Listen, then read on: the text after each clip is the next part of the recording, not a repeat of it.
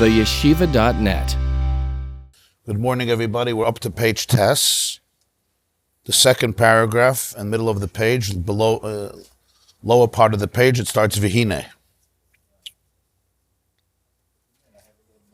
After exploring in detail the beginning of the mashal, the beginning of the parable of the mentor and the student, explaining first about all of the steps of preparation that are necessary for the communication and for the teaching and for the mentorship. And then moving on to explain the fact that despite all the preparations, there is something that happens often during the teaching that cannot be prepared earlier, and even with all the preparations from before, this cannot be arranged or organized before, and that is the creativity, the unleashing of new insights and new ideas that occurs during the relationship, during the communication. One reason may be because of the speech, the power of speech to verbalize and articulate and differentiate and categorize, which unleashes and reveals new depth from the teacher. Another reason may be because of the actual dynamic, experiencing the resistance or the inability of the words to go in and the words recoiling back. Because when there's the encounter between those two forces, the deep yearning of the teacher to give and the difficulty or the inability of the student to receive, so even if he prepared yesterday everything and he restricted it, but nonetheless, you can't compare that to the awareness which is created as a result of the actual teaching when he sees the face of the student and his desire that he absorb the material collides or comes together with the difficulty for the student to absorb, and it evokes, it triggers, it arouses within the teacher new ideas, that which he didn't prepare, or a new language, or new illustrations, or new explanations, or new insights, or a new way of saying it. And in a way that bouncing back, as he calls it, the rebound, the archaizer, goes to a much deeper place, especially if he asks questions, like the story with Rabbi Yochanan and Rish Lakish. And finally, the third idea of notes, tchilasan b'saifan, that when the ultimate purpose of all the ideas comes to fruition, and it leaves the world of the mashpi and it enters into the world of the makabel, the notes, tchilasan b'saifan, that saifan causes the teacher to, in many ways, to be reborn. Something new is created inside of him. He finds himself, he finds those ideas in a new way, in a way that he could not prepare for when it was still in his own world. Those are the three explanations of why, in middle of a shir, new ideas may come out. V'hinei im be'emtza hashpa'as harav, shedoirish lefnei makabel kazeh shenikra talmid muvak. If in middle of the hashpa'ah, in middle of the mentorship, the teaching of the teacher who is expounding doirish, he's expounding the ideas in front of a makabel, in front of a student, who's called a talmid muvak. What's pshat a talmid muvak? We said before that there's two types of talmidim. There is the talmid who receives according to his kelim, according to his vessels, according to his faculties. No two people receive in the same way. Everyone has their own vessels, their own way of receiving. The talmid muvak he defined as somebody who's a cholol reikon mamish. It's completely open. There's a complete openness because of a profound yearning not to lose, not to forfeit even one word, even one insight. He empties himself from everything else. There's no other agendas, there's no other interests, there's no other interferences. The talmid muvak means that his whole essence becomes a talmid. That's who he is. He defines himself that way. That's his pride. That's his joy. Obviously, for this, there has to be a lot of trust, a lot of willingness. But that becomes his identity. He calls him a cholol reikon mamish in the earlier chapter, on the previous page. Chalal Reikan Mamash means Mamash like an open womb that's empty from anything else, and he will not allow himself to lose even one word. And therefore he allows every drush, as he puts it, every shir, to rebuild him. Just as the teacher is there fully in all the 10 faculties as discussed, he also shows up in all of his 10 faculties. He allows it to rebuild his insight and his ava and his yira and his avoida and his hanhaga on every level as discussed. So he said, this Talmud Muvak, as he is receiving the shir, shehu mekabel chiyus medivrei harav, who receives life from the words of the Rav, misaneg umishtashea kanal, and experiences a tremendous tainug, a tremendous delight. Umishtashea, mishtashea is like in Hebrew, shishua is called a toy. He toys with it, meaning he loves it. He quells. Mishtashea is he quells from it. This is the Talmud Muvak, who is completely present on every level, each one of his koiches, all the way up to tainuk, to pleasure.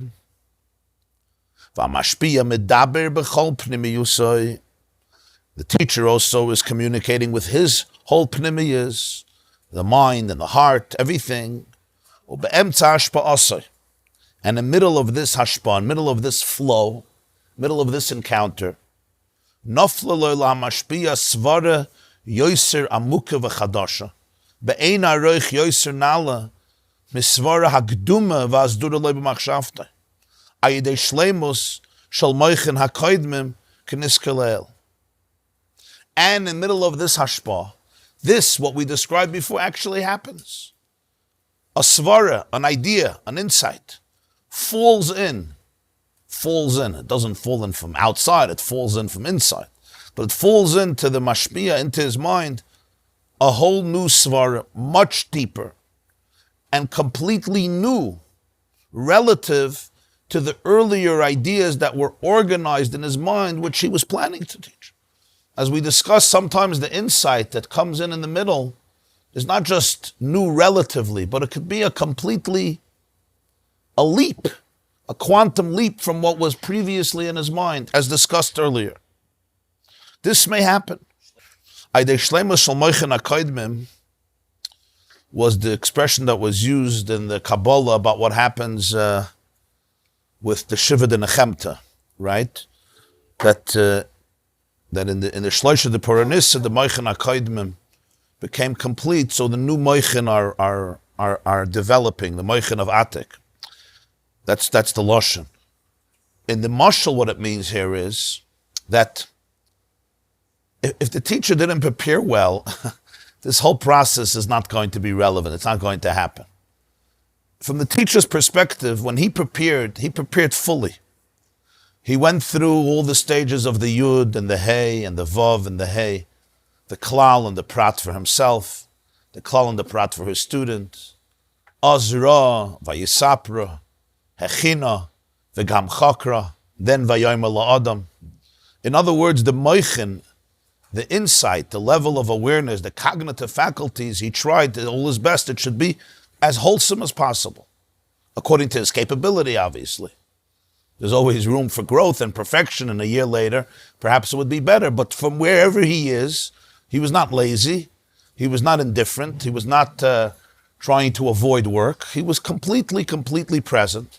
And as we said earlier, that a real shir and a real teacher shows up with all of his 10 spheres, with his chachma and bina and das and midas and behavior, completely and fully present. So the moichin reach a place of shleimus. And that's what he comes with. That's what he comes. He comes with his full mind. He comes with his full heart. And that's what he's giving. He's giving to the student. Because that happens, because there is that shleimus, now there could be a new process which he could not precipitate, which he could not prepare for. And that's the new process discussed, that which happens in middle, with the 3 explanations explained above why. So imagine the scene. It's actually happening. What we discussed as a parallel is actually happening. It comes in middle of the shir, this new smara. V'hinei Sheyoymar tekefu miyad hasvara chadasha shenaflu lo b'machshavta zeh efshar. On one hand, he wants to right away share it, but he can't. It's impossible for him to immediately share this new svara that fell into his mind as he was talking, or as she was talking. Why do they want to communicate it? It's impossible. Why? It would be like it would be premature. It would be premature birth. Premature birth, especially in the olden days. The baby can't survive, Chalila. The idea can't survive. It's premature. Because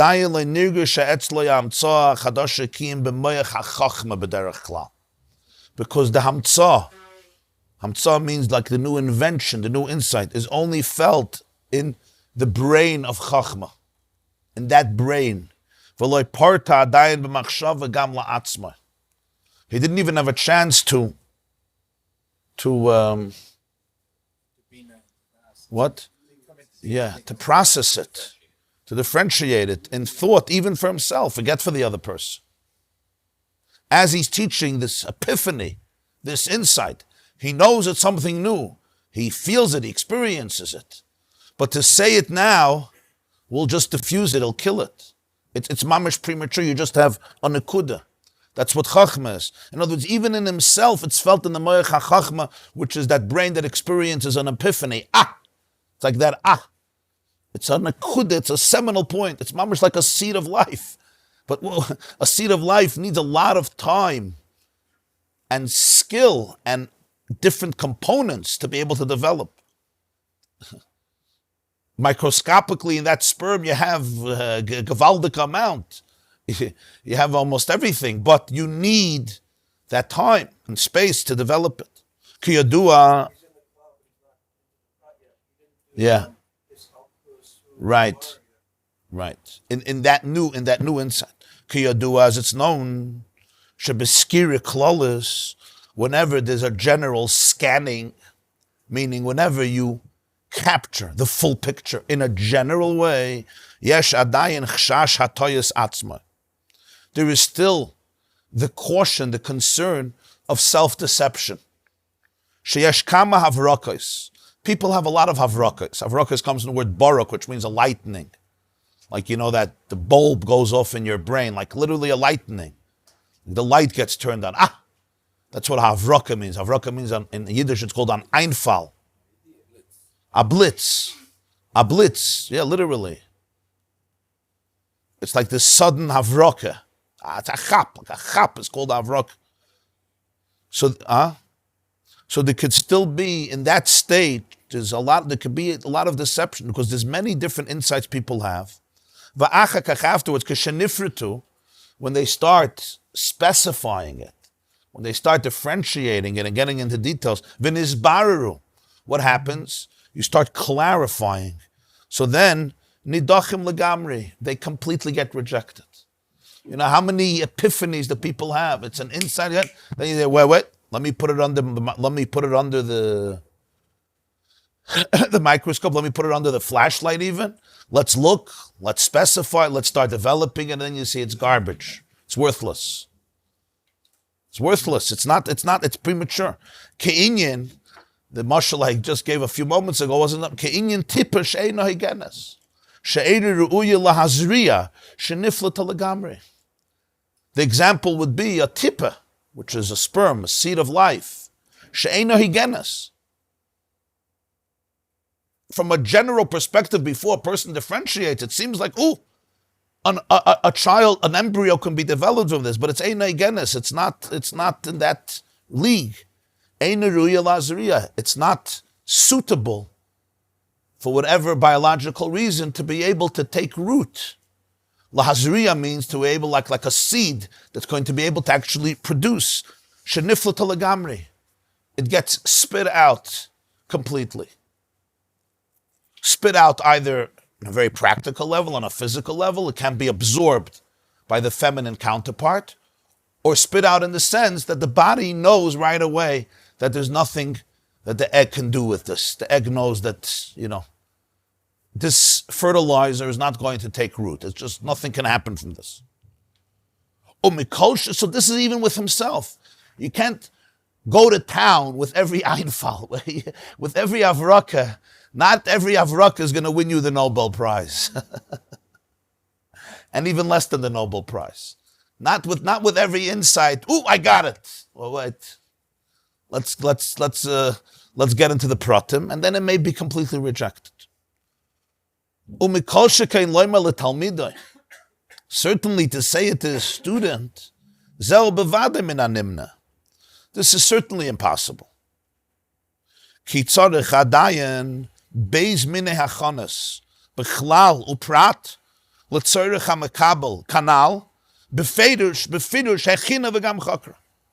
say it to the student requires even more than that. Even after he takes his own chachma and brings it to Bina, so now the Einfall, the blitz, the lightning, the epiphany, the invention, the discovery, the insight is developed and embraced and accepted. You still need to go through two stages. That's the Vav and the Hey. You remember there's the Yud and the Hey and the Vav and the Hey in order for the student to be able to receive it. Like we explained in the Pasuk. Azra vayisapra, that's the first two. And then there's Hechina, the Gam Chakra from Eiv. He saw it, he told the story to himself, he prepared it and then investigated it. That's the Vav and the Hey. Those are the two preparations that are still necessary after his own preparation vis-a-vis himself, which is the klal and the prat for the student. To be able to draw a picture for the student and then to be able to dissect every detail of that picture for the student. For yourself, you need the forest and you need the trees. Sometimes, in teaching, you see this especially. We're learning now in Gemara about Tumah and Tara, Reb Chanina's Gana Koyanim, and it's a very, very complicated sugya. And what I realized was, when it comes to so many different topics, just as an example, as a mashal, that very often people are taught trees, but not the forest. And when you're just taught trees, not the forest, it can get very discouraging because the trees are endless. So here's a tree, another tree. By the way, I didn't tell you about a third tree. But really, there's also another tree. And there's another tree, and that's how it works. There's this detail. No, but that's only if it happens this way, if it happens that way. And the trees are literally endless. So the person, all I can do is learn that there's another tree I don't know about. Which is what happens, because there's always a tree you don't know about. But what if I can give you a picture of the forest? You may not master all the trees, but there's a forest that you can own. You see it. You see the painting, you see the house, you see the big picture. It's not enough. Seeing the big picture is seeing the forest. Now you got to get to the trees too. But already the trees are appreciated differently. They're in context. That's why we began our Tumah Shirim. I told everybody, before you get confused, I just want you to know that there's only 4 things that can become Tameh in the world. It's not endless. It's only 4 things. And always look at it, the source that gives Tumah, the one who receives it, and how they communicate. You got the whole picture. Now you got to get to the trees. But I'm just trying to give an example. First of all, you need this for yourself. What is the whole picture? Then there's the details for yourself. But now for the student, he needs to go through 2 stages. There's the klal, drawing the full picture, what we're calling the forest. Because if you don't do that, you're not really communicating. To give another detail. No.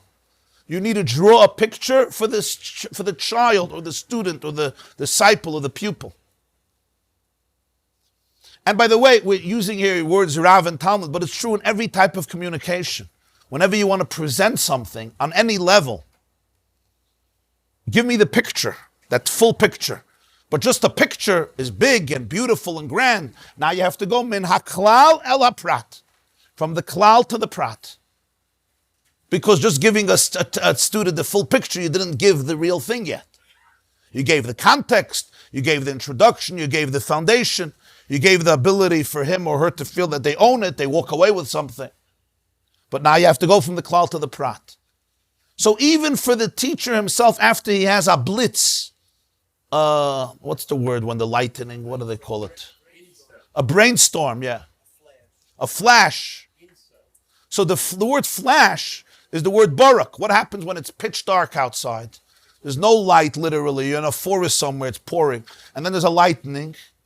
There's suddenly tremendous brightness. What's the problem? It lasts for a nanosecond or a millisecond or 1 second. Lightning is gone and you're back to the dark. But that's a moment when you get to see everything.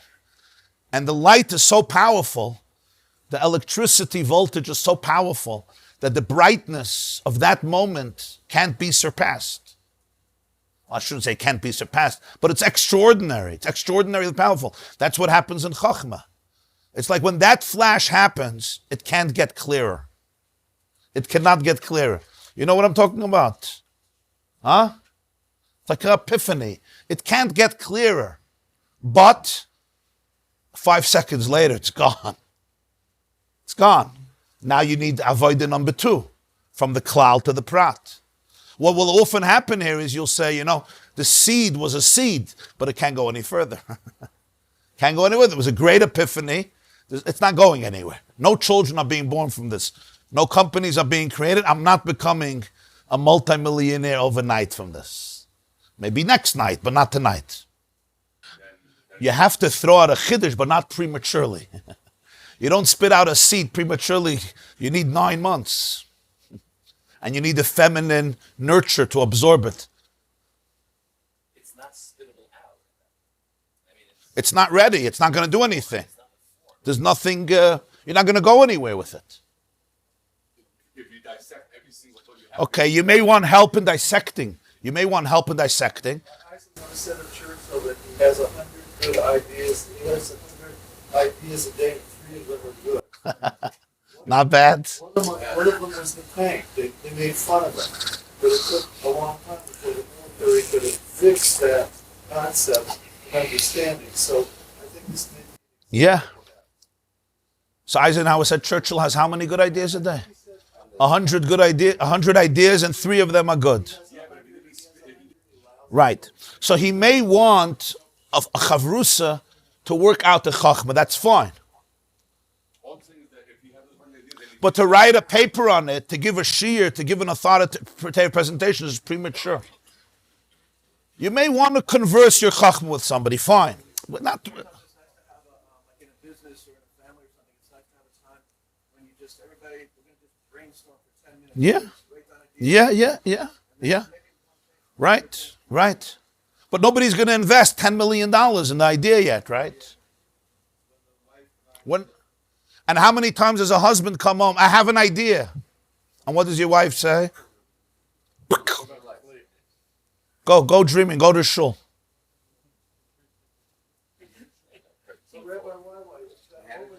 Huh? Yeah, the moment is lost, yeah. That's what we're going to learn about now. Yeah. V'hinei. Almost assume one-to-one relationship. What if like a team effort, brainstorming, so it doesn't exist? No, of course it exists. We're just giving this model, but it could exist in many models. You're saying, is it only one-to-one? No, of course not. Yeah. Yeah, it does, yeah. V'hinei im harav yitcha hamtza zu achadasha sheniskira etzla lizman acher sheyach shavaz bazeh. Now you might say he's teaching. So what should he do? He should postpone this insight, this epiphany. He should say to himself, now is not the time for it. This new idea, sheniskira etzla, niskira means it was just scanned by his brain. He just got this epiphany, this brainstorm that he sees. He should push it off for another time, and that's when he'll think about it. Uke'eis lo yirtze lahafs lifsoik chayusoy shel hamakabel sheshemeyo misaneg v'yidaber hadrush k'fi sheichin mekoydem. Because he knows that if he doesn't push it off to another time, and he goes there now, what's going to happen? He's going to interrupt the chayas For the student, this is life. It's not luxury. We're talking about a Talmud Muvik. What's that, a Talmud Muvik? Talmud Muvik is he'll die for this truth. He's completely there. He's not there for entertainment purposes. That's not a Talmud Muvik. That's a Talmud. He comes, he wants to hear Psavart. That's not a Talmud Muvik. Talmud Muvik is the Cholol Reika, the complete empty cavity who is open, puts everything aside, puts his very self aside just to absorb the truth. The truth that he feels is coming through without any other interest, and therefore he does not want to lose a single word, a single syllable. It's mamish his chiyus, it's his life. So the student, that the teacher knows that if he goes off, right? If he goes off with this new amtsah, what is he going to have to do? He's going to have to stop. The chiyus of the makabel, the life force of the recipient who's listening and enjoying, and not just listening, as we said, his full self is there. His koyach hatainug, his koyach haseichel, his midas, his netzach yisoid, all behemshich to before. So what happens? So the teacher is going to continue and postpone the epiphany. I'll deal with you in 2 hours. Now, we're in a different mode. I'm teaching somebody. I prepared it. Let me continue.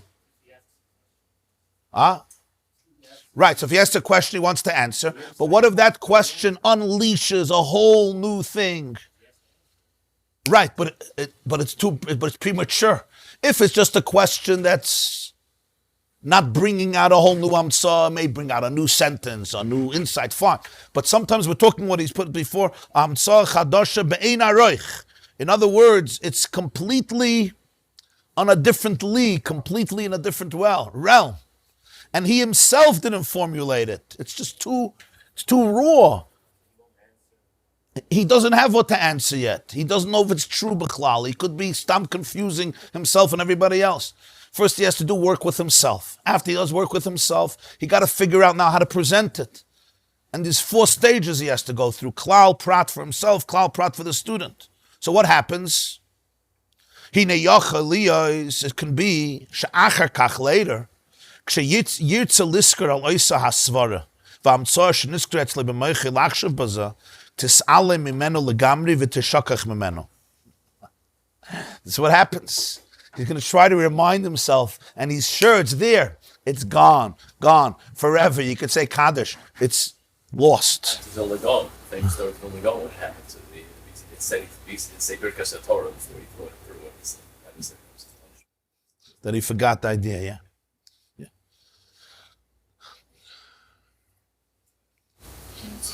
Interesting that you say that the student has to be hollow and rape, but if he doesn't have his intellect to understand and comprehend, it's useless. Yeah, cholol reik, when you say emptiness, doesn't mean he's empty. It's a pusta keli. It's very different. Nicht a pusta keli. An open keli. Nicht a... Very often in some kind of institutions that teach, they want to put your intellect in the box, you know, just put it away. We'll teach you now. Nah, that's... That doesn't help.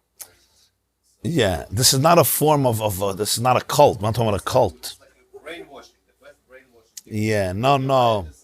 It's the exact opposite. It's the exact opposite. It's the exact opposite from that. Not the idea of a cult indoctrination. Put everything aside so I could just brainwash you and then, right, and you stop thinking. Then you're not creating a student, you're creating a zombie. That's very often what happens. So then the student's not bringing his Caleb and spirits. He's supposed to come in with his Caleb and spirits, but be receptive to the teaching. Yeah, that's the whole idea, not to come totally empty. Right, with the emptiness, there's what, post means empty, right? Post in Yiddish means empty. There's a pusta keli, and there's an open keli. It's empty. What do we mean empty? Empty to receive, open to receive, yeah.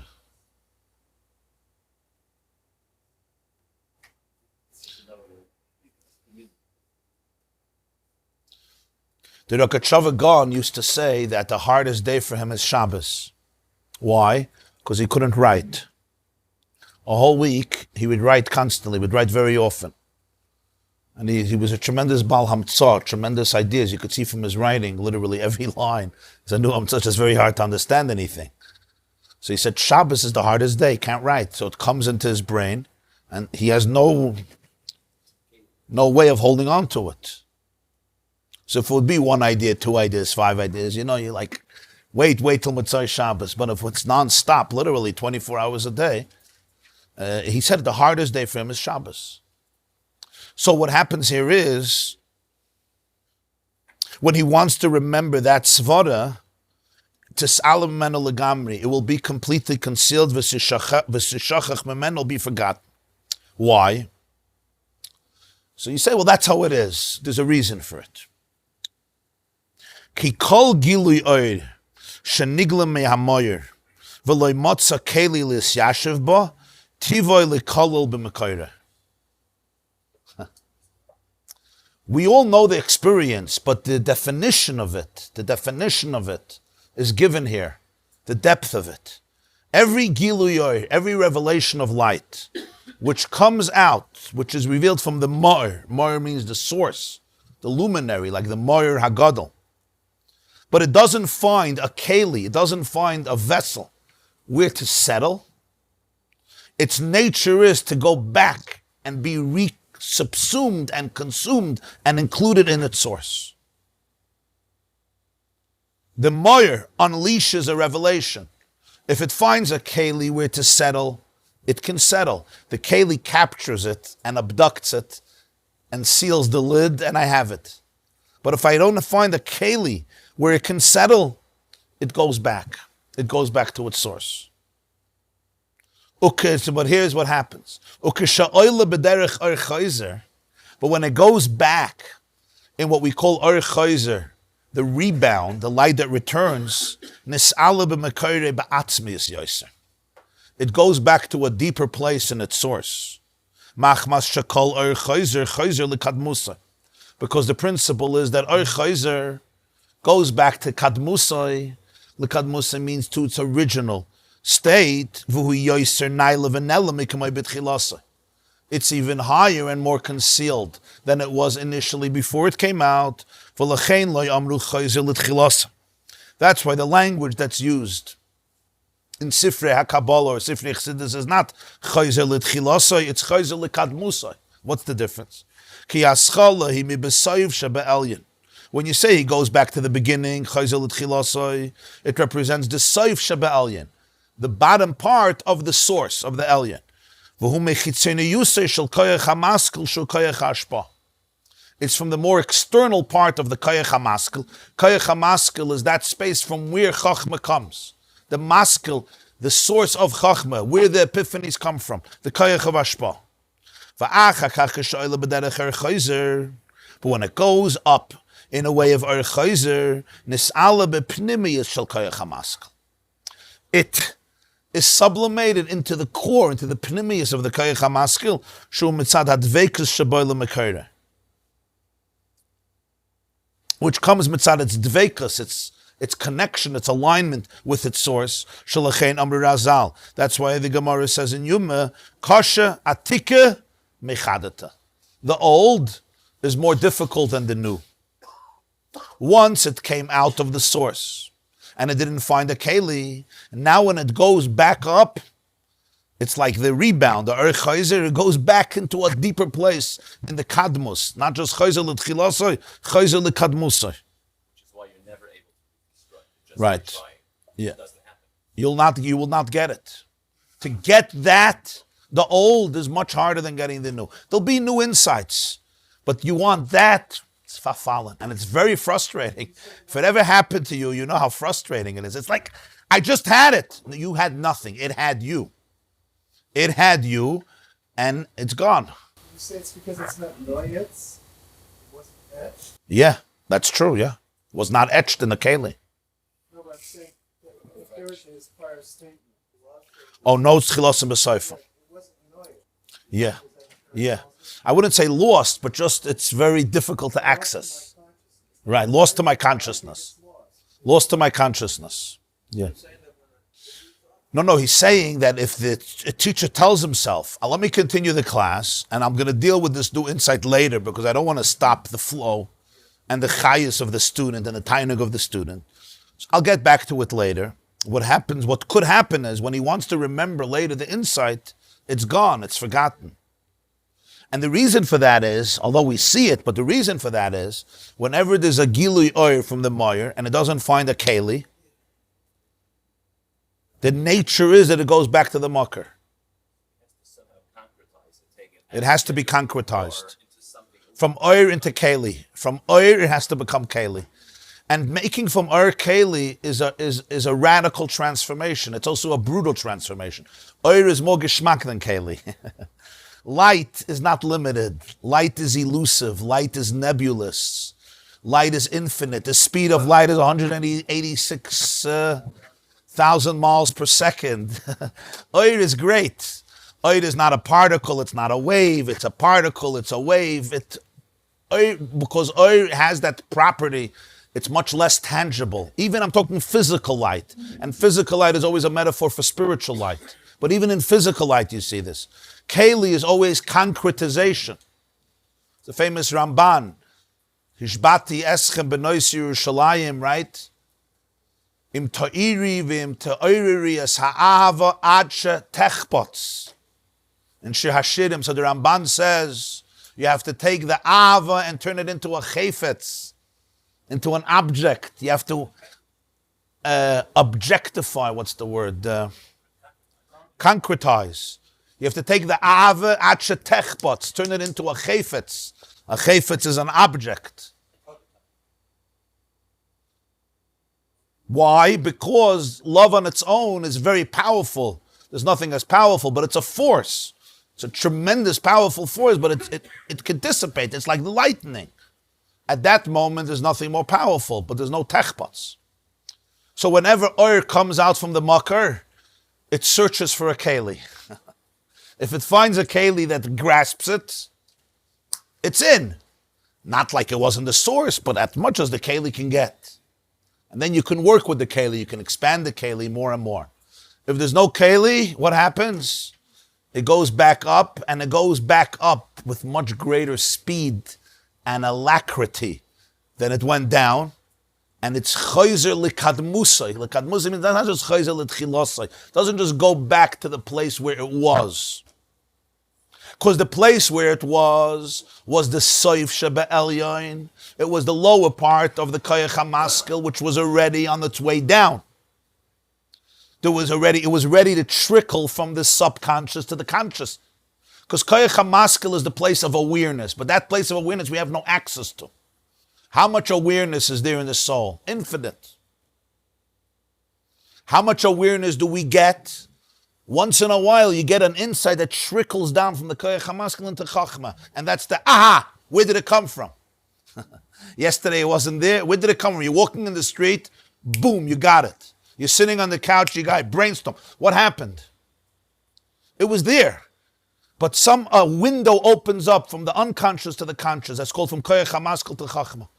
So where it was in the beginning was already in the lower part of koyach hamaskil, which is that part that lends itself to come into the conscious.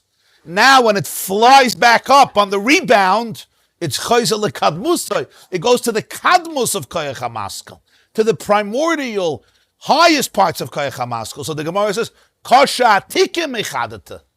The old is much harder than the new. Because, what's the pshat? Why? Just because you dealt with it already, it should be much easier. It's already ground that you charted. You already trailblazed it. It's a dirt road that you already went through. The pshat is because it goes back, it's reabsorbed in a place of not litchilosei where it was, but likadmusei. Or chayzer likadmusei. How do you get it back? You don't get it back. Deeper, what? When you're ready. When you're ready. When you're ready. The electron is transferring energy. Physics, the same thing. It's looking for an object. And it's true, this is true, you see it in so many other areas in life. You know, how many moments of inspiration do people have? But there's no keli. And a keli is always brutal because a keli limits. A keli limits, creates parameters, it's limited, it has a shear. And oir and keli, by definition, are paradoxes. Oir is fully expansive, and keli is all about limitations. Narrowing it down, restricting it. You know, it's the concept of tzimtzum. And that's the idea that the keli is always, it's not easy, it's not comfortable. So how many times do people have moments of inspiration or ideas or epiphanies or moments of awareness? And they're real, they're very genuine. Some came out of me, some light, I experienced a light, but it looks around and there's no keli. It has no place to live. So what happens? It goes right back, but it goes much deeper. And therefore the frustration is much deeper. If you would have never experienced that you could have never lost it. When you experienced it, you lost it. And now you want it, you're sure it's there, but you have to now go to a much, much deeper place to find it, because that's the nature of Chayzer. It's like we explained earlier, why the teacher can have such new insights when he teaches, because of the Chayzer. Because when his words go back in, and they fly back in, they rebound from the student back, they go to a much deeper place. If the keli absorbs it, so then it holds on to the oir, so to speak. You're right. Keli is machshava. In what part of you is the keli? The keli means different things in different contexts, but the common denominator of a keli is acha techbats, that there is some. But on one level, chachma is a keli, but not really. Bina is a keli, das is a keli. The blitz, and now you have to make a keli for it. Keli for it means that it doesn't get you, you get it. That's a very different experience. The epiphany, by definition, you'll see that a blitz always comes in a moment when you're not feeling yourself. You're not even thinking about trying to understand it.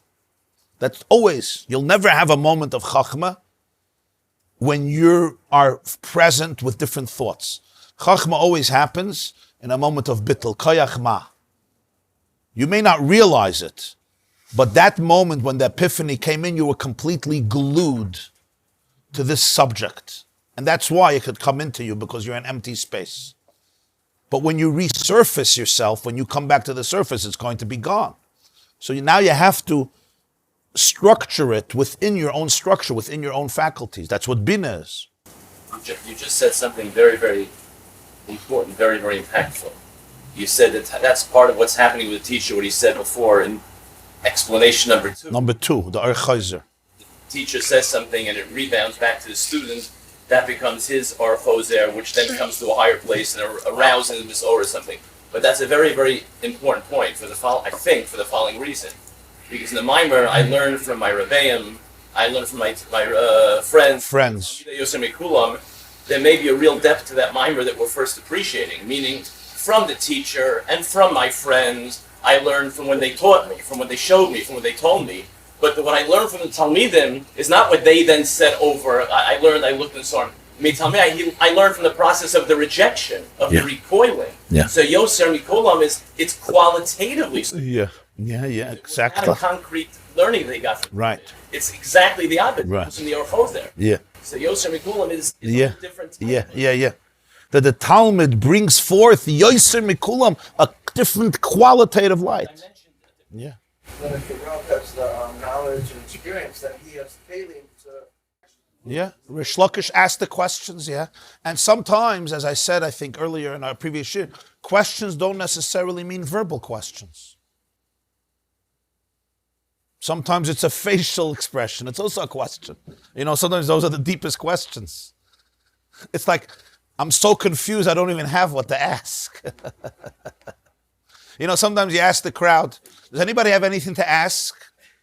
And nobody asks anything. It's not always because they understood. It's like because nobody knows what you're talking about. Sometimes nobody's interested in what you're talking about. Like we have nothing to ask because let's just finish, you know. So that's a word, that's an unarticulated word. Right. Which moves the Rebbe up to a higher level. Well, it depends. I mean, if there's interest. If it's coming from apathy, then it's something else, right? Some Yeah. They say there was a rabbi in a shul, and after 6 months, he quit, he resigned. So the board had a meeting, and they called him in, and they said, Rabbi, did you find that we were disrespectful to you? So he says, no, you were very respectful. Do you not like your salary? No, you gave a very good salary. Did somebody embarrass you in the shul? No, nobody embarrassed. Is your wife not happy here? No, everybody's happy here. So why in the world did you resign? He says, because the first question you asked me in 6 months. So there's something about lack of questioning. Nobody has any questions. They don't care to ask. We're talking about something, you notice a question is coming from kid, but I don't even know how to articulate it. I'm completely confused. So that's a wake-up call for the teacher. You have also this concept, you see it also in people's own emotional growth. There's people who went to who go through different programs of healing, and they become aware of things in their life. And it's very powerful. They become aware of it. But 6 months later, there's no change. Or a year later, there's no change. Even though when they became aware, they swore to themselves, they're never doing this again. They're never going to live like this again. But what was the issue? The issue was, it was an oir. But the keli wasn't there. There was no keli. I didn't really make it part of me. I don't even know how to make it part of me, because it's so new, the urge just goes right back to its source. And then I'm back in my rut again. When I go back to my natural self, I'm back in even though I don't want to be. But it's, remember, my way of functioning was my instinctive way of functioning. So instinct just goes right back to instinct. It takes a concentrated and sustained effort to reprogram, to be able to take this oir and make it yours. So sometimes people go to, different programs, different retreats, and they have tremendous awareness, and they think that awareness will transform their life. That awareness is good. It's good if it's a beginning, if it's mamish a beginning. In terms of a tachlis, it's worthless. It could sometimes only frustrate. Because if I have no way, and no discipline, and no ability, and no mentorship, to be able to to be able to absorb it, then that oil is going to go right back, and it's going to go back to a deeper place, much deeper place. What if the oil is painful? What if the inside or if you don't want it? When you want it, you don't. Oil can't be painful. Oil can't be painful. What may make it painful is my unwillingness to accept it. But that's different. That's a different type of pain. The oil won't be painful. The process of the work of preparing the candy. Right. The inside can be painful. An inside could be very painful, but the inside itself is not painful. The inside is truth. If I'm resisting it, that will create the pain. It's the friction that creates the pain. Driving a car fast is not painful. If it collides with something else, that's what causes the pain. Val derech HaKabbalah, the second to the last line on the Yud of the first paragraph. Al derech HaKabbalah, in Oisis of Kabbalah, this is real Oisis of Kabbalah, which is always often written in code language. Today is the Yortzeit of the Arizal, Heyav. The source of every seichel, every new idea comes from the person, but it comes from a state that the Mekabalim called Chachma Stima. Chachma Stima means the hidden brain, literally. Like Chachma Stima, Stima means sasum. It's hidden, it's plugged, it's concealed. That's what sasum means, alman stimen. Chachma Stima means the hidden brain or the hidden mind. Chachma Gluya is the way you experience the insight. It's like the flash can be felt. It's still only a flash. It's like a lightning. It comes and goes. It's a hamtza, it's a chap. It comes in, but it's conscious. From Chachma you can take it to Bina. From Bina you can take it to Das. It's like the father's seed is Chachma. The mother's development of the seed is Bina. Chachma Stima is the concealed chachma, meaning the unconscious mind, or what we called before koyach hamaskel, from where the chachma comes. But through forgetfulness, it goes back in a state called Archaizer, Nis'ala l'chachma shebegalgalta. Then it goes one step higher to a state that's called in Kabbalah, Chachma shebegalgalta, the Chachma which is in the skull. Galgalta is the Aramaic for Gulgal, which is the skull, which is the skull encompasses the brain. It's like the crown around the brain. In Kabbalah, that's called Keser. Gulgoilus is the skull, like the crown around the brain. It goes up not to Moichas Tima, which is the brain itself, but the Chachma in the skull, which is also called Chachma in Keser, which is yet even a higher level of Chachma, and therefore more difficult to extract. So when the teacher has the insight, loses it, forgets it, now to get it back, the Gemara says, Kosha Atika Mechadata, it's harder. According to this, if the teacher cherishes the new insight, he doesn't want to postpone developing the new insight so it shouldn't be completely lost. It's too precious. He's in the middle of the shiur, and this incredible new question or new answer or new layer of depth or new insight emerges in his mind, either as a result of articulating it in words, or as a result of the questions of the student, mitalmida yosem mikulam, which unleash a whole new energy, the Archaizer, or from the fact that he encounters, even though he prepared it, but encountering the resistance or the inability of the student to absorb it. It rebounds and brings out much deeper levels of awareness to be able to explain it in a new way, or a different language, or a different metaphor, a whole new insight. And sometimes that insight is incredibly new. It's not just relative to what was before, but incredibly new. Or because of the idea of no, it's tchilasan b'seifan, that when the tchila comes into the seif and fulfills its fruition, something is reinvented in the mentor. So at this moment, if he cherishes it and does not want to lose it, what happens? He must immediately, as his mayach hachachma, as his chachma brain got it or scanned it or sees it, he needs to stay with it. Memela, nistalik pnimiyuse me'askala hagduma. So what happens now at this moment is his full presence, his pnimiyus, goes away from the previous discussion and understanding that he had, because he must tune in to this new, completely novel insight. Because if he doesn't, the lightning came, the lightning disappears, and you're not getting it back. 2 hours later, tomorrow, you'll say, oh, let me go back there. It's not coming back. It was a moment. It was an epiphany. It was a giluyor. There was no keli. Boom. So therefore, he stays with it. Staying with it means tuning into it. Tuning into it means tuning out. It can be tuned into two things simultaneously, especially on different levels completely.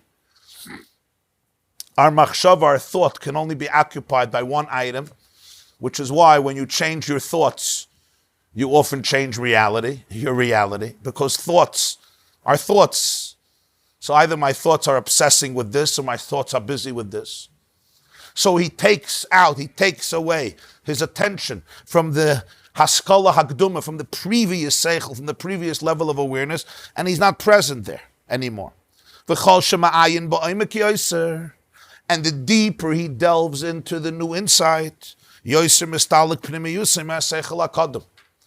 pnimius, his inner core, must go away more from the previous seichel. If he only tunes in superficially to the new insight, so then he can still be completely connected, to the previous awareness.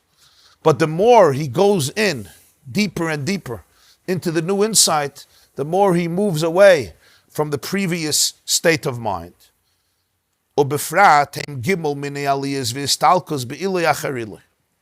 Specifically, there are 3 stages in departing, in moving away from the previous level of awareness, deeper and deeper, or higher and higher, to this new state of consciousness or awareness, the hamtzah, the epiphany that he or she just experienced.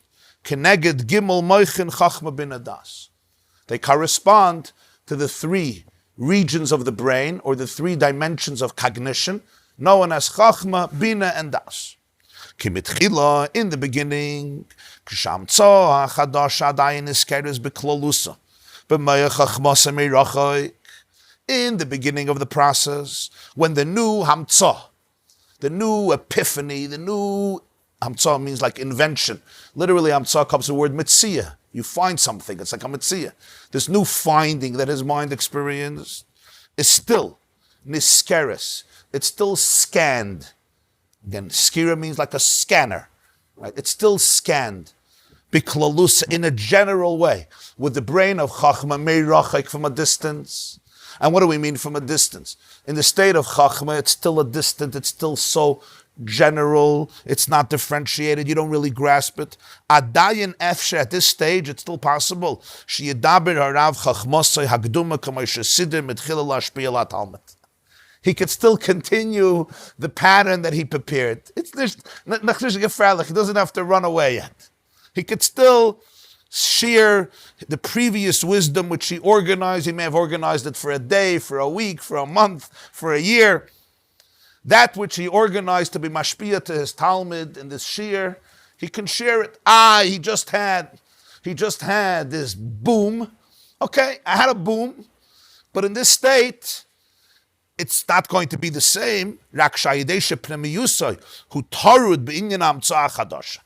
But because he had this chap, so his pnimius was abducted, if I could say, was grasped, was caught by it. It becomes tarud, it becomes consumed by the new hamtzah.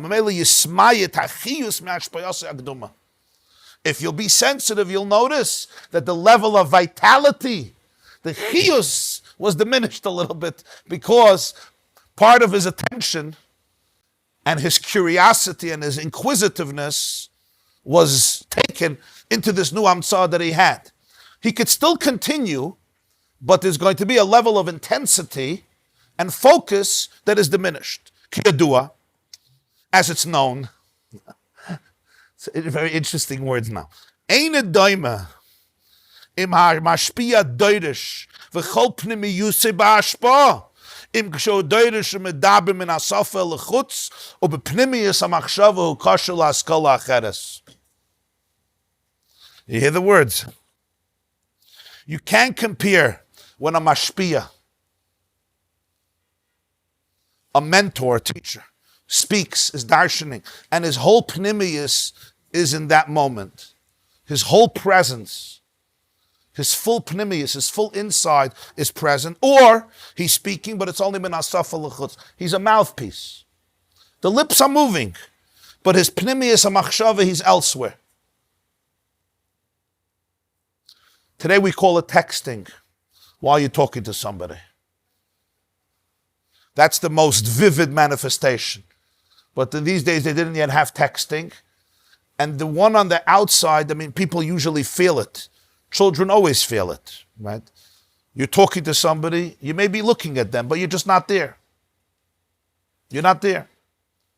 And if you would ask your wife, for example, what do you choose?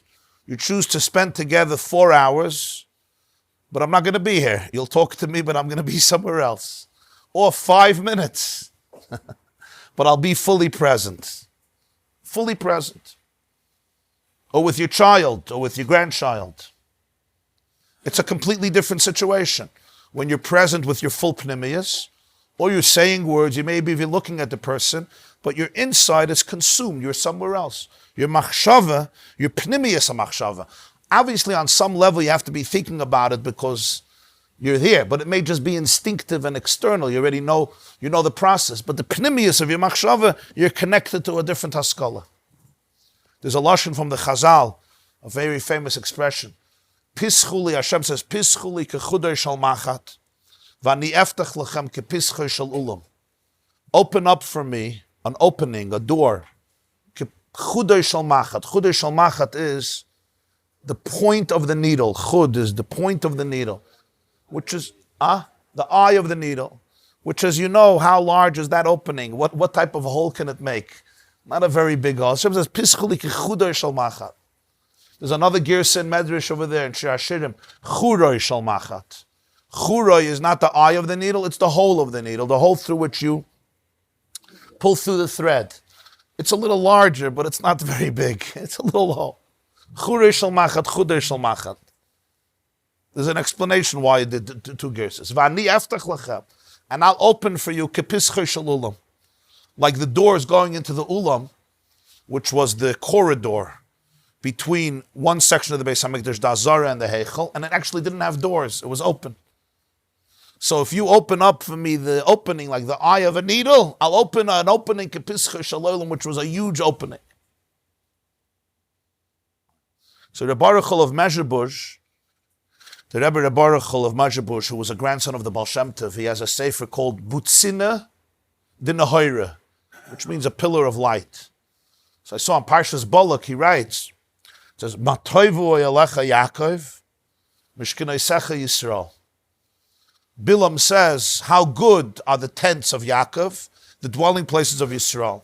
So Rashi says, from the Medrash, from Chazal, why was he so impressed? He saw that the doors of the tents don't parallel each other. Meaning, I don't see what's happening in your tent, you don't see what's happening in my tent, which is obviously a form of tznius, of modesty, of refinement, of edelkeit. The Baruchel says, on a spiritual level, it means something deeper. Not just the doors of one Jew and another Jew, it means the doors between Hashem and the Jewish people. Not just horizontal, but also vertical. Their openings are not parallel to each other. Why? From the Jew, Hashem says, you open up just a door like this. My door is going to be shalulam. My opening is not going to respond to the size of your opening. You open an opening like this. The pischeyen are not mechuvan zayin negedza. What's the pshat pischuli kechudei shel machat? Like the opening. So the Lubavitcher Rebbe once said of art, I'll say it in Yiddish. Der Eibishter sagt a Yidden, gib mir mehr nicht wie 5 Minuten, aber die 5 Minuten sollen sein nur meine. Hashem tells a Jew, give me only 5 minutes, but these 5 minutes of your day should be only mine, exclusively mine. Those 5 minutes should be Shemen, Zayis, Zach, Tahir. Those 5 minutes, it should be completely mine. You should be completely mine.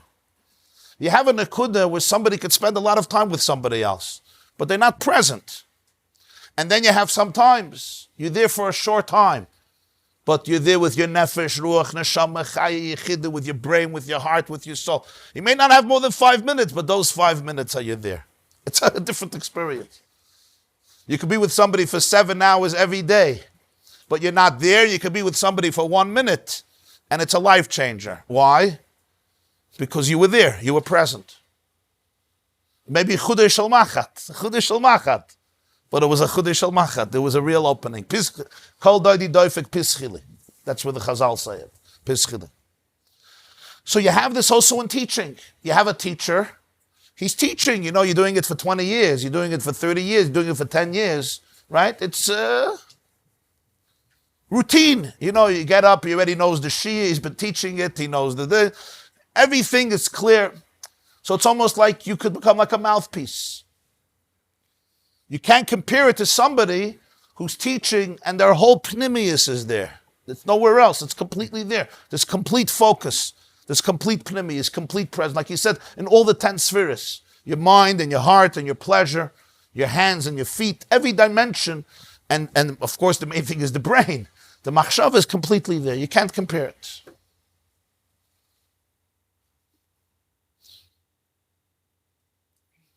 She'ein me'irim as pnimiyus hamoichin v'amidas b'hashpa'asa. Isn't this or a distraction? That's the point.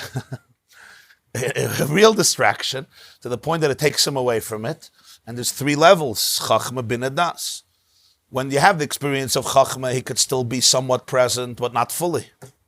So the chiyus will be diminished, and then he'll get more and more. Yeah, that's what we're describing, exactly. Your question is your answer. Did I answer your question? You answered your question, which are always the best answers. You're right. That's the Christ. That's going to be the challenge here. That's exactly the challenge. Rabbi Reuven told me a few days ago that when he has a date with his grandchildren, so the first thing when they meet, he takes out his phone and he says, "Okay, now I'm shutting it off for the whole time that we're together," and he shuts it off. So it's not just that he shuts it off.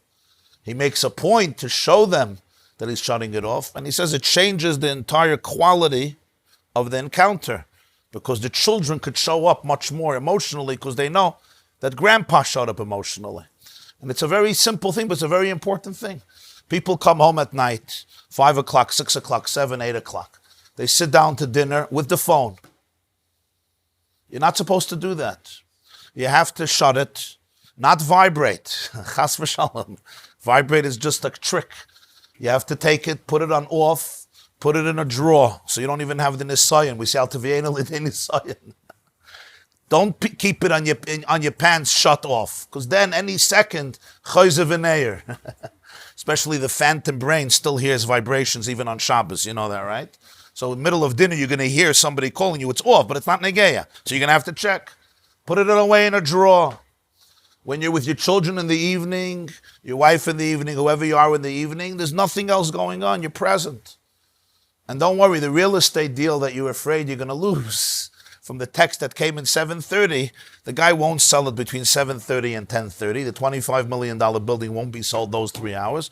10 o'clock at night, when you're done with the children, or 11 o'clock, whatever it is, go back to the phone and you'll catch up on all your messages, Pesach Shenis and Ishtakim Fafala. You'll be makriv your carbon Pesach. Ah? Very good. Very good, Devarim. Maybe you and I should go into business.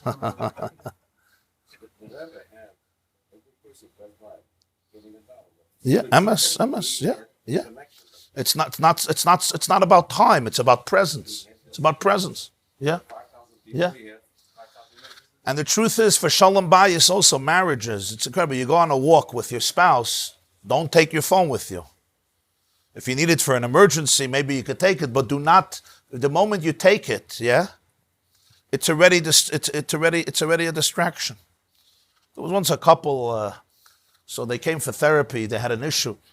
The issue was, she said that he goes crazy. He loses his temper, and he blows up, and he could throw dishes in the house. Throws dishes, could break a window, could break other parts of the house. He had an issue. So his response was, it only happens once a month. It only happens once a month. So she says, that's true. It only happens once a month. But I don't know when. A whole month, I'm petrified. This is going to be the moment. It's not like we have on the calendar that on Monday afternoon, 4 o'clock, you lose it. That Monday afternoon, 4 o'clock could be any moment. So I'm never safe in this house. Yeah. If I can apply it. When your wife knows that your phone could ring at any moment, even if it doesn't, it already kills the whole walk. In Gemara, they have an expression, Kol haroy lebila, ein bila ma'akeves boy. It's not if the phone rings or doesn't. The fact that I know that you could pick it up in the next hour, even if you don't, even if there's no call, which of course is impossible, but even if you don't, even theoretically, it's already not the same. I'm telling you, it's not the same. You may say, I'm not dealing with it. When you shut it off and you can't pick it up, it creates a different caliber. This is a very practical exercise. People always want exercises. It's a practical exercise. And in the beginning, it's going to be hard because it's like an addiction. You have to have a distraction. But it's not a normal thing. People are not present anymore. Man kann nicht reden mit Menschen. Nach am Mazel des Shabbos. It's a miracle nach des Shabbos. Yeah. Yeah. Pischulik ichuder shel machat. 5 minutes, but give me 5 minutes. Give me 5 minutes. Be here. Okay. So when somebody, and the same is true especially in teaching and communication, it's a different quality of teaching. When somebody is fully present, the mashpia, and not.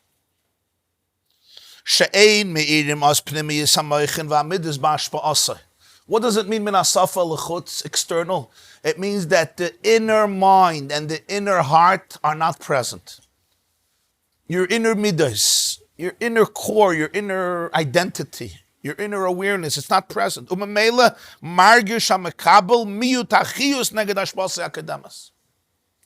recipient feels it. The person feels the intensity of the encounter. You feel when somebody is fully present and not present. You feel it. Especially if you're a sensitive person, you feel it immediately. I'm not talking about if the person is looking somewhere else or writing something or looking at their phone. Even if not, you just know immediately. That's even adults, children. Children would know it, they're sensitive to much deeper levels of subconscious, even if it's not processed always consciously. They know right away. The Makabal immediately feels how involved you are, how interested you are, how enthusiastic you are, how passionate you are. They tell a story that there was once a Rav. There was a big shtetl, a city that needed a new rabbi. So people were coming for what's called probas. How do you say it? Trials, endorsements, yeah. So two people came, and they came for Shabbos, and they were both to give a speech Shabbos afternoon, and the whole kehillah would listen to them and judge, the quality and the nature of the person, if they want this person as their spiritual leader, as their manig ruchni, as their rav, etc. They were staying in a motel in the shtetl over there, Friday night, and they had rooms near each other.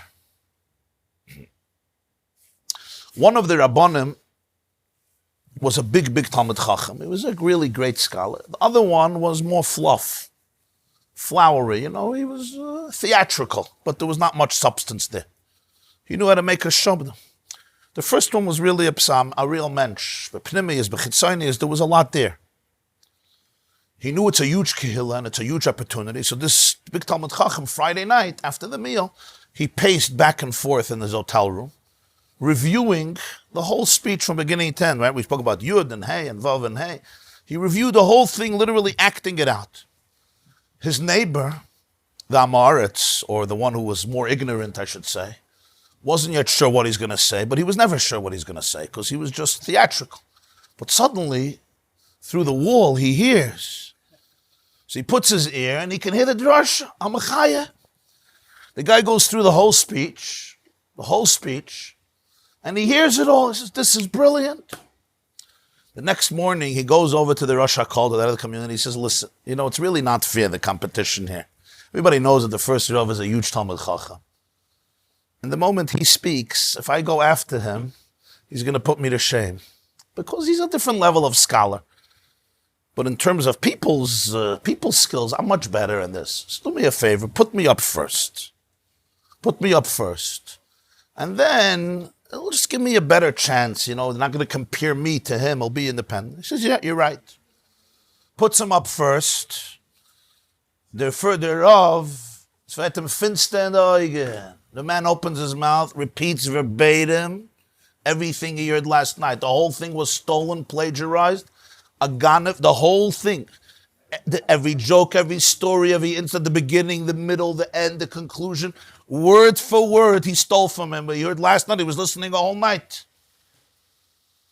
Now the second Rav has to get up. He worked on this for a long time. What does he do? So he gets up, he says, listen, Rabbi Eisa, a lot of rabbis know how to give speeches. You'll find a lot of those. But that's not what people need. People need somebody who knows how to listen. That's what they need. I want to show you that I'm a person who knows how to listen. And he repeats the whole speech word for word. He says, you see that I know how to listen. He says, this is what you need. Somebody who knows how to listen. Ganz gut? Huh? What's the Moshe Haskell? The Moshe Haskell is that you have to know how to listen. The Musaska is nicht kein Ganev der erste Sach. But if you're dealing with a Ganev, you also have to know how to deal with a Ganev. You have to know how to listen. You have to know how to listen to your wife. You have to know how to listen to your children. You have to know how to listen to your friends. You have to know how to listen to people. And you have to know how to listen to yourself. You heard what I said. Learn how to listen to yourself also. You have to be able to hear the koil de mama daka in yourself, in your neshama. You have to be able to listen to Hashem. So what's listening? Listening is always about presence. Speaking, it could be routine, a tape recorder. Today, I don't know, you don't use the word tape recorder anymore. What is it called? Whatever it is, an MP3. Tape recorder speaks. Live streaming. Live streaming. But listening is that art of Pnimius. We're talking about real listening. Real listening is attentive, I'm completely present. And people don't realize the magic that happens through listening. Just listening without feedback, when it's real, is a transformative experience. Try it out, you'll see. When your wife wants to speak to you today or this evening, just listen. But I don't mean listen, well, no phones, and not listen, I already know what you say. Just try it out, 5 minutes. Just listen, but listen fully. Listen fully means suspend all judgment, suspend all analysis, suspend all preconceived opinions and notions. Don't mix in with your mind what she has to believe, what she doesn't have to believe. Just listen. Just listen. Like a 4-year-old curious child who listens to a beautiful Uncle Moshe or Yitzi Earp's, or I don't know, story. Huh? You know a 4-year-old listening to a story? In a sandbox, playing in a sandbox? Sit down in a sandbox. If you need, you can get a sandbox. Sit down in the sandbox and just listen. And you'll see things happen. And if you could do it with your spouse, you could do it with Hashem, you could do it with yourself, you could do it in davening, you could do it in learning. All your relation, business also, it's transformative. You have a colleague in your office, you sit down by lunch, listen to him for 5 minutes. Sometimes great miracles happen in those moments because souls connect from a place of pnimius, not from a place of chitzonius. If I'm not here and you're not here, I was once in Dublin, Ireland, many years ago. I went to visit the parliament. There was a man named Mr. Briscoe. He's a Jew, and he was a member of the parliament then. His father was the mayor of Dublin. So he greeted me in the parliament. He gave me Shalom Aleichem, and he held my hand and he looked at me for 10, 20 seconds, and then he gave me a tour of the parliament over there in Ireland. So on the way I said, I'm very impressed. You're a politician. And most politicians I ever met, when they give you a hand, they're already looking elsewhere. Many people, you give a hand, they don't look at you. They shake a hand, they're already looking at the next person, He said, it's interesting you picked it up. I said, right away. I saw that you looked at me and you stayed. Where did you learn this? So he told me that President Kennedy, John Kennedy, before he was shot, came on a visit to Ireland, I think 1962 or so. You could probably Google it. John Kennedy was a theatrical person. And President Kennedy told me then, I was a young politician, he said, let me tell you how you have to work if you want to find favor by people. When you shake a hand, you look at them. Don't look anywhere else. You look in their eyes. Give them eye contact. Make them feel that you value them. When you finish, then go to the next person. So I asked Mr. Briscoe, was this a political trick? Was this itself a political trick? Or it's real? He said that every politician has to decide for himself. Right? So this is what I learned from Mr. Briscoe in Dublin, who learned it from President Kennedy. Okay. But the truth is, this is a davar pashut, that there is presence and there is presence. It's two different types of, when you're present, it's a present. That's what Reb Nochum would have just said. And when you're not present, it's not a present. It's a different thing. This is in an ideal situation. That's the challenge here. That when this teacher now has a new insight, he has to go away. Emotionally, we don't mean physically. He could build teaching, but his mind just, chapped on. It just, it just experienced something, and it takes your koyach hachachma into that. Unless you're going to reject it and lose it, but you don't want to lose it. He doesn't want to lose it. So that's the first stage of ascent, where the mashpia goes away from the present tzimtzum, from the present interaction, which is always a tzimtzum. Because whenever a father is communicating with a child or a grandchild, or a spouse or a friend, anybody, tzimtzum means I have to tune into your world, not to my world. That's what a conversation means. I'm listening to you, I'm not listening to me. And even if I want to listen to me now, but that's what I'm doing. The avodah is, I'm opening a window into your world, not into my world. That's why it's so hard. I want to talk to you, but I want the cake and I want to eat it too, right? I want you should feel we have a relationship, but I don't want to create space for you. I'm busy with me. But a real relationship is tzimtzum. Tzimtzum means I have to narrow in my identity to your identity. I'm listening to you. But now when he has this new epiphany, the first ilui, the first departure, the first histalkus is the word, is to mayach hachachma. And what does the makabel feel? The student feels immediately that the chiyus was diminished. The intensity, the enthusiasm, the complete presence was diminished. Of course, if you have a teacher who's always teaching without full enthusiasm, you're not going to notice any differences. But here we're talking about that ideal situation of complete trust, where there is complete dedication on both sides. Huh? Yeah.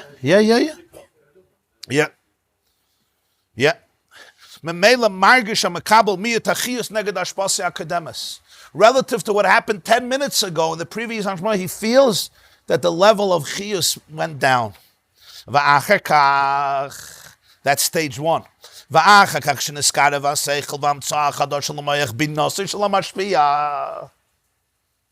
Now, when the seichel and the nuamtzah gets close to the binah of the mashpia, from chachma, it's getting closer to binah development.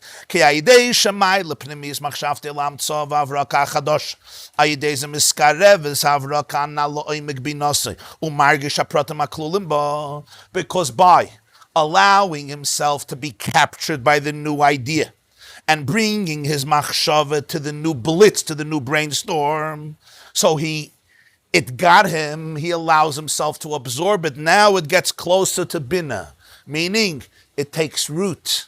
The seed fertilizes the egg. There's a development. He starts feeling the details. Memela oz mismayit yoiser hachiyus midibure b'seichel hakadum. Now the level of presence, the level of energy from the previous encounter gets even more diminished. To the point that verbally he can get confused.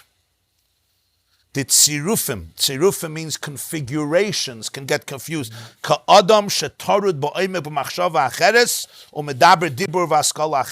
Would be like somebody whose mind is in one place and very deeply immersed somewhere, but you're speaking about something else. So sometimes you can wing it, as they call it. If you're a real professional, you did it many times, you can wing it. But at some point, what often happens is you say the wrong thing. You know what I mean? Have it happened to you? You start saying the wrong thing. Why? Because your machshava is completely elsewhere.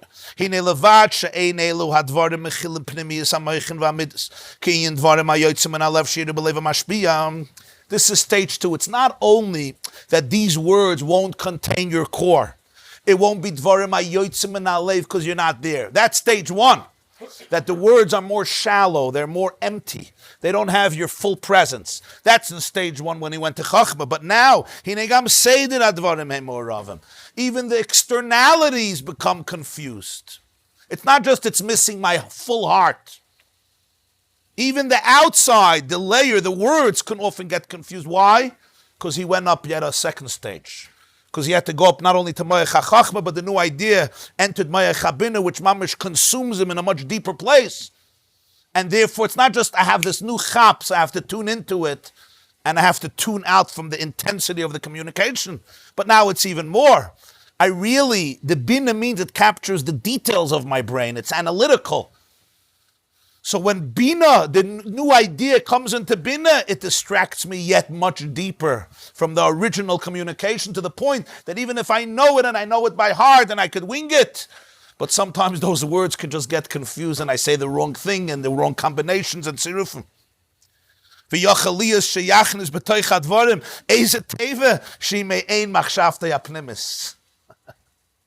In middle of a shear, he brings in a word that's coming from a different shear. That's the shear he's having with his own mind. He's giving one shear, and suddenly, what? What did you just say? Associated, yeah. Since his mind is somewhere and he's just winging it, so unconsciously, he just may be saying what he's really thinking about, and nobody knows what he's talking about. How could they? It may even be one word, Eisa Teva.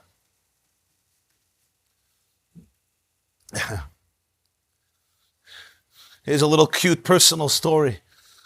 My wife called me up one day and she said, I just had a very embarrassing experience.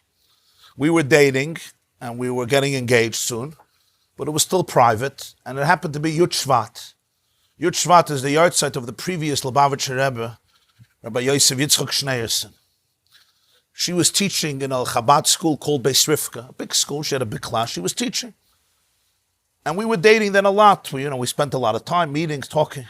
So she goes into class that day, and she says, so today, Yud Shvat is the yard site of Yosef Yitzchak Jacobson.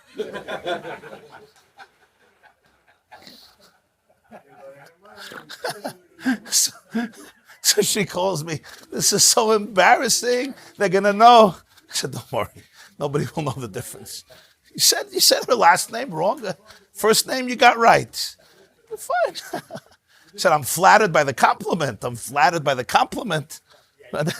Not the idea, but and that was just, it's an old memory, but as he said this word, when you're immersed in something, it comes out. Now I don't know if they were listening, Brooklyn girls, so they may have not been listening. But if one of them was listening, it's like, what? Okay, sorry, a mistake.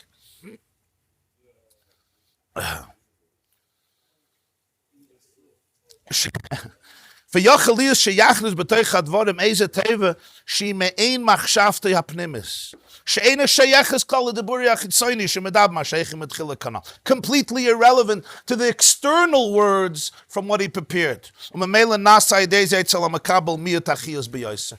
So now what does the recipient experience? Even less energy from the teacher. He has them now much less. He still has some words. He has words, but there's no passion. Now there's no passion. The words themselves could be somewhat problematic. Because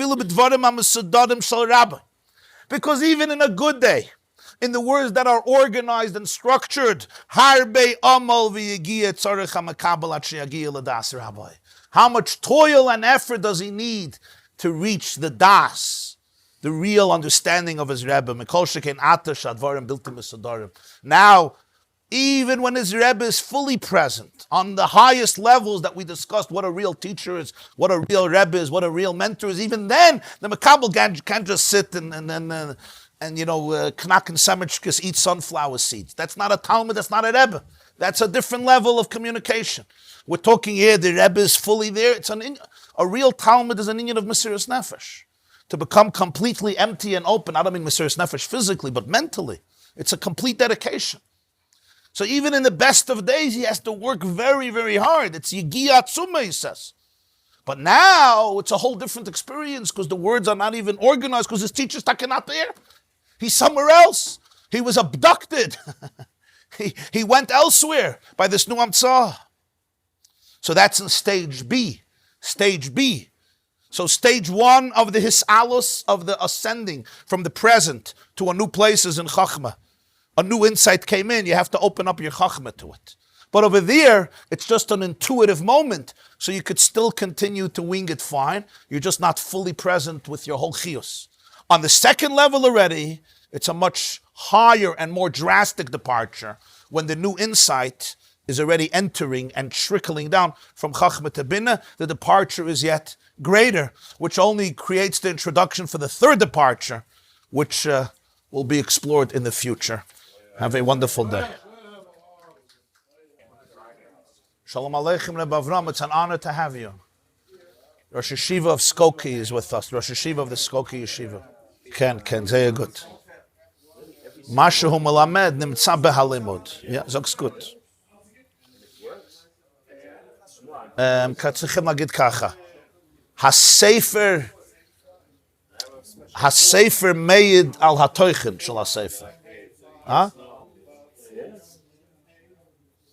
The Schreiben allein is made of the emes von was schreibt.